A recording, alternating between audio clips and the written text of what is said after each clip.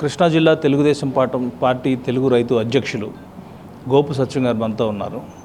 ఈ land titling act గురించి కొన్ని వివరాలు ఆయన అడిగి తెలుసుకునే ప్రయత్నం చేద్దాం. నమస్తే అండి.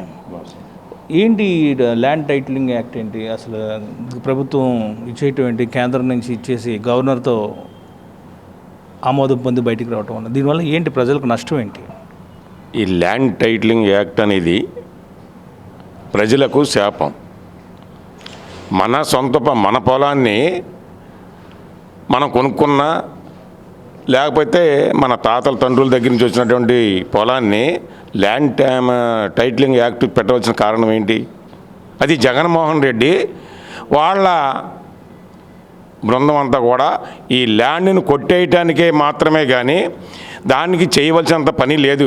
ఈ ల్యాండ్ టైటిలింగ్ యాక్ట్ కానీ చేశారు అని అంటే దాన్ని ఇదంతా కూడా అప్లెట్ కోర్టు అని చెప్పేసారని ప్రతి జిల్లాలో ఒక కోర్టు పెట్టి ఆ కోర్టులో ఇదంతా కూడా ఉంటుంది. దానికి డిఆర్ఓ గారికి సంబంధం ఉంటుంది జిల్లా లెవెల్లో.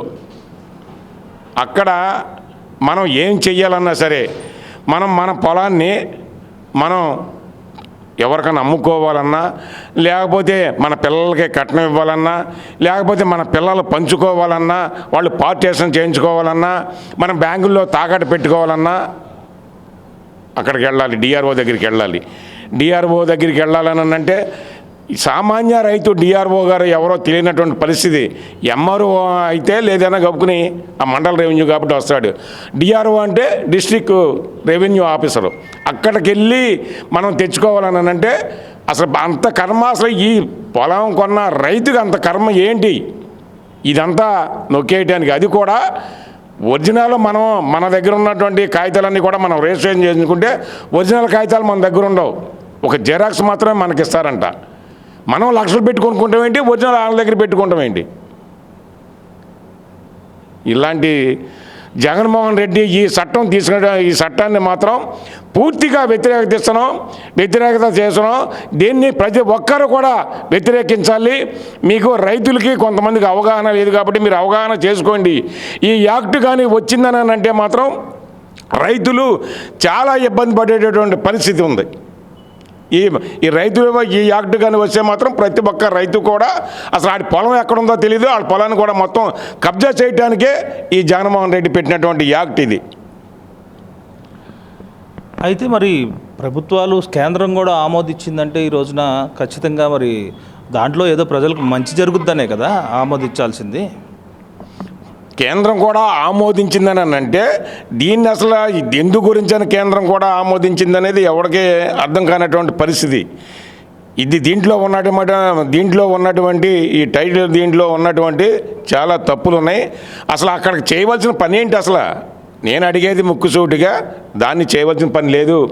చేస్తే దానికి ఎవరికి నా ఆస్తి ఏంటి, ల్యాండ్ టైటిలింగ్ దాంట్లో పెడతామేంటి? అది డిఆర్ఓ దగ్గర ఉంటాయండి. డిఆర్ఓ అది మామూలుగా ఉంటుంది. మనకి ఏదన్నా కావాలంటే మన దగ్గర పాస్బుక్లు ఉంటాయి, మన దగ్గర దస్తావేజులు ఉంటాయి. మనం ఏది కావాలన్నా మనం డైరెక్ట్గా వెళ్తాం. అక్కడికి వెళ్ళి చేయించుకోవాల్సినంత పని అసలు ఈ రైతుకి సంబంధం లేదు. ఇదంతా లేనిపోయిన రైతులను ఇబ్బంది పెట్టి దీన్ని మళ్ళీ నేను ఇంకోసారి చెప్పేది ఏంటంటే రైతుల్ని మోసం చేసే పని మాత్రమే ఈ ల్యాండ్ టైటిలింగ్ యాక్ట్.